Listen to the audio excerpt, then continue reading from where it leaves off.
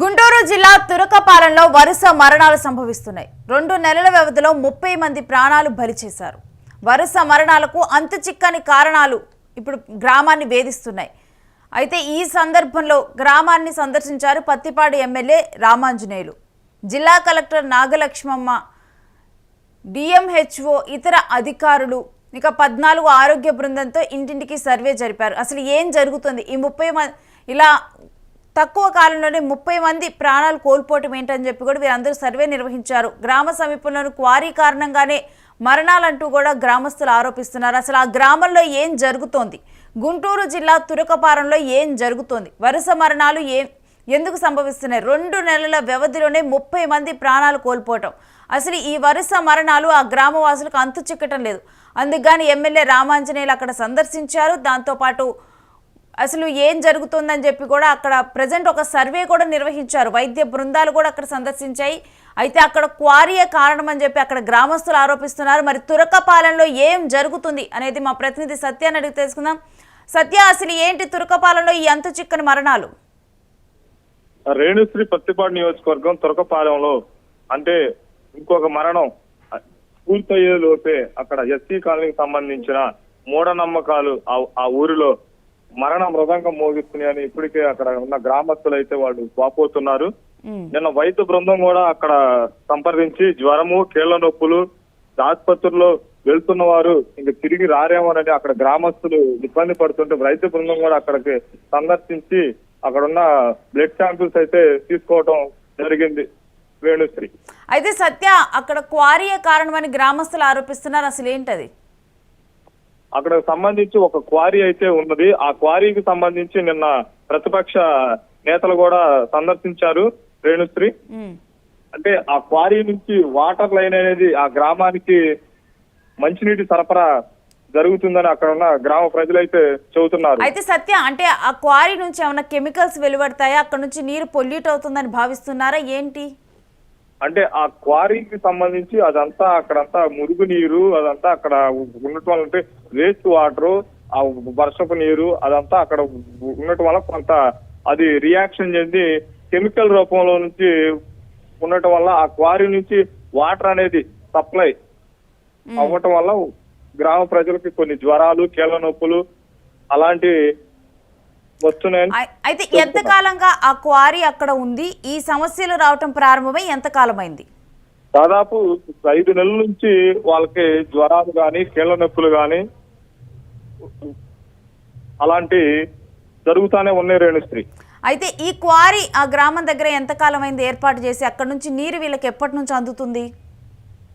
Quarry ఏర్పడి దాదాపు అది 7-8 నెలల నుంచి జరుగుతుంది. రేణుశ్రీ, ఓహో, క్వారీ ఏర్పడి 7-8 నెలలే అయింది. అవును రేణుశ్రీ. ఓకే, అందుకని ప్రధానంగా కూడా గ్రామస్తులు ఆ క్వారీని అనుమానిస్తూ ఉన్నారు. అవును రేణుశ్రీ. అయితే దీనికి సంబంధించి క్వారీ యాజమాన్యం కానీ లేకపోతే వచ్చిన అధికారులు కానీ ఏం సమాధానం చెప్తున్నారు? ఇంతవరకైతే క్వారీ యాజమాన్యం అయితే ఇది అసలు రెస్పాన్స్ అనేది లేదు. రేణుశ్రీ, అధికారులు అయితే వాళ్ళకి అంటే ఆడకున్న గ్రామ ప్రజల నుంచి శాంపిల్స్ తీసుకొని అవన్నీ టెస్టింగ్ ల్యాబ్ పంపించారు, కానీ వాళ్ళకు కూడా సరైన పర్టికులర్ అంటే ఈ వ్యాధి అనేది అవగాహన అనేది ఇంకా వాళ్ళకి రాలేదు. రేణుశ్రీ, అయితే ఎమ్మెల్యే పరామర్శించడం జరిగింది కదా, ఆయన ఏం మాట్లాడారు, ఎటువంటి వివరాలు అడిగి తెలుసుకున్నారు? పత్తిపాడు మాజీ అంటే ఎమ్మెల్యే బోర్ల రామాంజనేయులు తురకపాలెం గ్రామంలో గత 3 నెలలుగా 30 మంది చనిపోవడం దురదృష్టకరం అని, టీడీపీ కార్యకర్త చనిపోవడానికి 5 సంవత్సరాల నుండి అతిగా మద్యం సేవించడం అని వైద్యులు నిర్ధారించారు. ప్రభుత్వం దృష్టికి తీసుకెళ్లాం, రేపటి సుష్టత వచ్చే అవకాశం ఉందని హెల్త్ పరంగా ప్రజలకి చనిపోతున్న వారు గ్రామస్తులు డ్రింకింగ్ సమస్య అని చెప్పడం అంటే గ్రామస్తులు ఎమ్మెల్యే దృష్టికి తీసుకెళ్లారు. ఇక్కడ మాకు డ్రింకింగ్ సమస్య కొద్దిగా బాగా ఉంది, క్వారీ నుంచి ఆ వాటర్ పైపు లైన్ ఏదైతే ఉందో అని అది ఎమ్మెల్యే దృష్టికి అయితే గ్రామ ప్రజలు తీసుకెళ్లారు. రేణుశ్రీ, సరే, డ్రింకింగ్ వాటర్ ప్రాబ్లం ఉందని చెప్పి గ్రామస్తులు చెబుతూ ఉన్నారు. మరోవైపు చూస్తే ఇప్పుడు హాస్పిటల్కి వెళ్ళిన వాళ్ళు కానీ ఈ 3 నెలల్లో 30 మంది దాకా చనిపోయారు అంటున్నారు. ముఖ్యంగా కూడా వీరందరూ కూడా ఎటువంటి కారణాలతో మరణించడం జరిగింది? వీళ్ళందరూ నిన్న వైద్య బృందం కూడా సందర్శించి నిన్న జ్వరము, కీళ్ల నొప్పులు, వీటి వల్లే అంటే ఆ జ్వరము కీళ్ళ నొప్పుల వల్లే వీళ్ళందరికీ ఇలా జ్వరం వచ్చిన తర్వాత వాళ్ళందరూ హాస్పిటల్కి వెళ్ళి చెక్ చేసుకుంటే జ్వరము కీళ్ళ నొప్పులతో బాధపడి అలాగే బెడ్ మీద ఉండి దాని తర్వాత వాళ్ళు మరణించడం అనేది జరిగింది రేణుశ్రీ. అంటే ఫీవర్ వచ్చిన ఎన్ని రోజులకి ఇప్పుడు వాళ్ళందరూ చనిపోవటం జరుగుతుంది, అసలు ఏంటి ఆ గ్రామంలో? అంటే ఫీవర్ వచ్చింది వాళ్ళు అంటే ఇక్కడ ఏదో మాకు జరుగుతుంది, ఇక్కడ ఏదో మూఢనమ్మకాలు ఉన్నాయి అని వాళ్ళు ఫస్ట్ లైట్ తీసుకున్నారు రేణుశ్రీ. కానీ జ్వరము కీళ్ళ నొప్పులు ఇలా డిసీజ్ అనేవి ఒకరి నుంచి ఒకరికి అలా వస్తూ ఉన్నట్టే వాళ్ళు అదే హాస్పిటల్కి వెళ్ళి చెక్ చేసుకోగా వాళ్ళకేదో ఇక్కడ కిడ్నీకి సంబంధించి అది ఒక కిడ్నీ ఫెయిల్ అయినట్టు అలాంటివి ఉంటే వాళ్ళు డాక్టర్ గారు రెస్ట్ తీసుకోమంటే వాళ్ళు అలాగే రెస్ట్ తీసుకొని ఉంటే కొంతమంది ఏంటంటే ఇది ఏదో మూఢనమ్మకాలే అని హాస్పిటల్కి కూడా వెళ్ళని పరిస్థితి ఉంది రేణుశ్రీ ఇక్కడ. అయితే సత్య, ఇప్పుడు అక్కడ మనం చూసుకుంటే గనక ఇప్పుడు 14 ఆరోగ్య బృందాలు అక్కడ సర్వే నిర్వహించాయి. ఈ సర్వేలో వాళ్ళందరి బ్లడ్ శాంపిల్స్ తీసుకున్నారా? వాళ్ళు అసలు ఏమేమి శాంపిల్స్ తీసుకొని వెళ్ళారు ఆ గ్రామం నుంచి? నిన్నంతా డిఎంహెచ్ఓ అంటే వాళ్ళందరూ ఆ గ్రామంలో వైద్య బృందం ఎప్పుడైతే ఆరోగ్య శాఖ మంత్రి సత్యకుమార్ గారు ఈ ఆదేశాలు ఇచ్చిన మరుసటి రోజు ఆ ఇచ్చిన క్షణం నుంచి వాళ్ళు అక్కడికి వెళ్ళి వైద్య బృందం వెళ్ళి మొత్తం అక్కడ ఉన్న గ్రామంలో ఉన్న అందరి బ్లడ్ శాంపిల్స్ తీసుకెళ్లి ల్యాబ్ టెస్ట్కి అయితే పంపించారు. అవి ఇంకా అనేది ఏం జరుగుతుంది ఆ ల్యాబులు అంటే ఆ బ్లడ్ శాంపిల్స్ ఏమున్నాయి అనేది రిజల్ట్ రావాల్సింది Renushri. Right, thanks for the details Satya. So తురకపాలెంలో ఏం జరుగుతుంది అన్నది కూడా ఇంకా అంతుపట్టిన సమస్యగా మారింది. ఒకసారిగా కూడా ఇప్పుడు 14 బృందాలు ఆరోగ్య బృందాలు కూడా ఆ ఊరికి రావటము, వాటర్ శాంపిల్స్ ముఖ్యంగా ఏంటంటే వాటర్ కలుషితం అవుతుంది. ఇప్పుడున్న ఇన్ఫర్మేషన్ ప్రకారం అయితే అక్కడ క్వారీ నిర్మించి కూడా ఒక 7 నెలల నుంచి అక్కడ క్వారీ ఉన్నట్లు చెప్తూ ఉన్నారు. వీళ్ళకి హెల్త్ ప్రాబ్లమ్స్ రావటం మొదలై ఒక 3 నెలల నుంచి వాటర్ పైప్ లైన్ కూడా ఆ క్వారీ ఉన్న మార్గం ద్వారానే వస్తుంది కాబట్టి అక్కడ పొల్యూట్ అవుతున్నాయి వాటర్. దానివల్లే ఫీవర్స్ కానీ కాళ్ళు నొప్పులు కానీ కీళ్ళు అంటే లోపల ఉన్న ఎముకలు అరిగిపోయి కానీ కెమికల్స్ వల్లే ఇదంతా మాకు వస్తుంది అని చెప్పి ఆ గ్రామస్తులు భావిస్తున్నారు. మరికొంతమంది కొన్ని మూఢనమ్మకాలను కూడా నమ్ముతూ ఉన్నారు. 30 మంది చనిపోవటం ఏంటి అని చెప్పి ఒకసారి కనుక తురకపాలెం నుంచి ఏదైనా హెల్త్ ఇష్యూతో హాస్పిటల్కి వెళ్తే వాళ్ళు తిరిగి వస్తారన్న గ్యారంటీ లేదు ఇక అని చెప్పి కూడా అక్కడ గ్రామస్తులు భయపడుతున్నారు. ఒక్కసారి కనుక హెల్త్ బాగాలేదని వాళ్ళు వైద్యం కోసం వేరే ప్రాంతానికి వెళ్ళారంటే ఇక వాళ్ళు మరణించే తిరిగి వస్తున్నారు అని చెప్పి కూడా గ్రామస్తులంతా భయభ్రాంతులకు గురవుతున్నారు. ఈ సందర్భంలోనే అక్కడ పత్తిపాడు ఎమ్మెల్యే రామాంజనేయులు కూడా అక్కడ స్పందించి అక్కడ పరామర్శించారు, వాళ్ళందరినీ పరామర్శించారు. మరోవైపు ఇప్పటికే వాళ్ళకున్న అనుమానాల మేరకు కూడా కొన్ని సర్వేల్లో బ్లడ్ శాంపిల్స్ ఇవన్నీ తీసుకోవటం జరిగింది.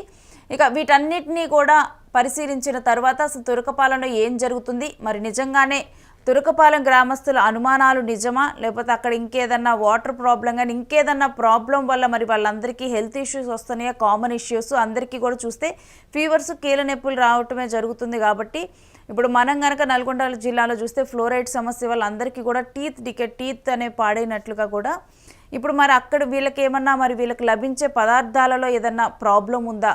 ఎందుకంటే మనం కొన్ని ఘటనలు కనుక గతంలో పరిశీలిస్తే ఒక గ్రామంలో పంజాబ్లోని ఒక గ్రామంలో అందరికీ కూడా ఒక్కసారిగా కూడా బట్టతల అయిపోవటము జుట్టు ఊడిపోవటము జరిగింది. తీరా పరిశీలిస్తే ఏం జరిగిందంటే గవర్నమెంట్ వాళ్ళకి పంపిణీ చేసిన గోధుమలన్నింటిలో కూడా సెలీనియం కంటెంట్ అనేది ఎక్కువ ఉండటం వల్ల వాళ్ళందరికీ కూడా ఈ విధంగా జస్ట్ వారాల్లో కాదు రోజుల్లోనే వాళ్ళందరికీ కూడా బట్టతలు వచ్చి హెయిర్ మొత్తం ఊడిపోయినట్లుగా గుర్తించడం జరిగింది.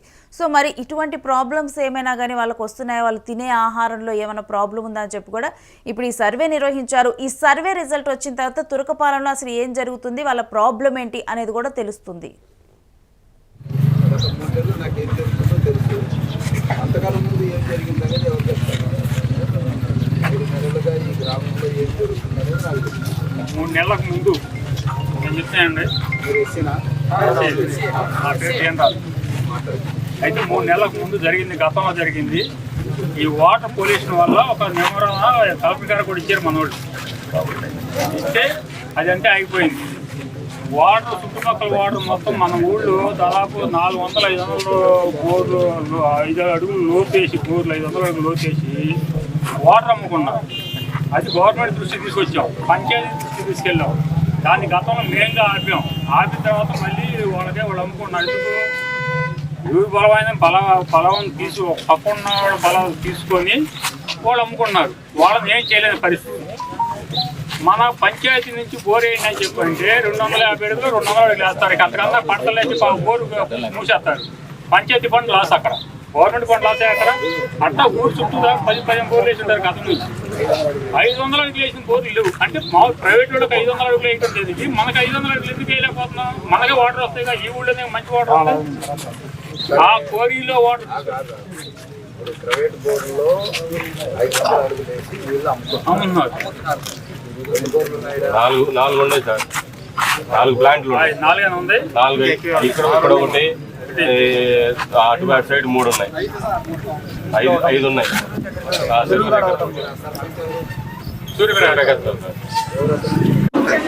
ఆ రోజు పంచాయతీ నిధులు కార్యమర్చింది. పంచాయతీల్లో ఒక పైసా లేదు. పంచాయతీలో కనీసం చారిటీ వర్కర్స్ కూడా జీతాలు ఇవ్వలేనటువంటి దైనందిన స్థితి ఉంటే, మరి ఇటీవల ప్రభుత్వం వచ్చిన తర్వాత, కూటమి ప్రభుత్వం వచ్చిన తర్వాత పంచాయతీలకు రావాల్సిన నిధులు విడుదల చేశారు. అయితే వాళ్ళు అడుగుతున్నది ఉంటే, అయ్యా మీరు ఇస్తున్నారు జీతం 7,000 రూపాయలతో మాకు ఎలా కుటుంబాలు గడుస్తాయని. సో ఇప్పుడే మాట్లాడాం. సో ఇప్పుడే మేము పంచాయతీ రాజులతో మాట్లాడితే అక్కడ స్థానికంగా పంచాయతీ నిధులు బట్టి మీరు పెంచుకోండి అని చెప్పారు. సో సర్పంచ్ వాళ్ళందరితో మాట్లాడి 10,000 రూపాయలు చేయడం జరుగుతుంది. రేపటి నుంచే ఆ 10,000 రూపాయలు అమలు కూడా చేస్తాం. సో వాళ్ళని వచ్చి పని చేయమంటున్నాం. రెగ్యులర్గా పని చేయండి. ఒకవేళ మీరు చేయలేని పరిస్థితి ఉంటే చేయగలిగిన యువకుల్ని మీరు తీసుకుంటామని చెప్పారు. ఇంకా వీలైతే 1-2 పెంచమని కూడా చెప్పారు. సో ఈ రకమైన కారణం స్పష్టమైన కారణం ఏంటంటే, దీనికి స్పష్టమైన కారణం ఏదైతే బ్యాక్టీరియా అంటున్నారో ఆ బ్యాక్టీరియా వల్ల వచ్చిందా లేదనేది ఈరోజు సాయంకాలం కానీ రేపు కానీ స్పష్టమైన ఆదేశాలు వస్తాయి. బట్ ఒకటి మాత్రం, బ్యాక్టీరియా అనేటువంటిది ఒకరి గ్రామంలో ఉంటే 500-600 కుటుంబాలు ఉన్నటువంటి వాళ్ళందరి మీద ప్రభావం చూపాలి. కానీ కొన్ని కుటుంబాల మీద, కొంతమంది వ్యక్తుల మీద చూస్తుందంటే అక్కడ 90% సారా కనెక్ట్ అయినటువంటి వాళ్ళే బాగా, అంటే అన్నం కూడా వదిలేసి సారా తాగడం వల్ల వాళ్ళ కుటుంబాలు చిన్న చేసుకోవడం అనేది స్వయంకృత అపరాధంగా అయినా తప్పు వాడి మీద.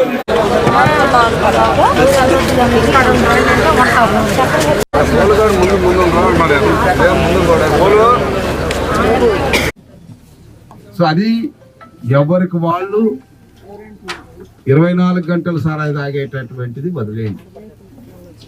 రెండవది, అన్నం తినుకోకుండా ఇంట్లో ఏమి పట్టించుకోకుండా ఉండేటటువంటి కుటుంబాలు కూడా ఇటువంటి జరగడానికి ఎక్కువ అవకాశం. ఇంకోటి హెరిడిటరీ సమస్య కూడా ఒకటి ఉంది. అంటే వారసత్వంగా వచ్చినటువంటి డయాబెటీస్ కానీ, షుగర్ వ్యాధి కానీ ఇవన్నీ కూడా ఉన్నాయి. వాటికి ట్రీట్మెంట్లు ఉన్నాయి. ఈ ఆకు తింటే పొద్దున పూట ఒక అరగంట సేపు పని చేస్తే చంపకపోతే పోతుంది. షుగర్ లేని వాళ్ళు ఎవరున్నారు చెప్పండి? 90 మందికి ఉంటుంది. కానీ దాన్ని కంట్రోల్ చేసుకుంటారు. బట్ షుగర్ ఉన్న వాళ్ళు కానీ తాగితే ఇక అంతే, అడ్రస్ ఎత్తుకోవాల్సిందే. మీరు ఏదైతే రూమ్ కట్టిస్తాము అక్కడికన్నా. సో మనం చేసుకోవాల్సినవి కూడా కొన్ని ఉన్నాయి. దయచేసి నేను మగవాళ్ళకి చెప్తున్నా, మీదే కాదు జీవితం, మీ వెనక మిమ్మల్ని నమ్ముకొని వచ్చినటువంటి ఒక ఆడ మనిషి ఉంది, గుర్తుపెట్టుకోండి. అమ్మా నాన్నను వదిలేసి నిన్నే నమ్ముకొని మీ ఇంటికి వచ్చింది. వాళ్ళ కడుపులో 4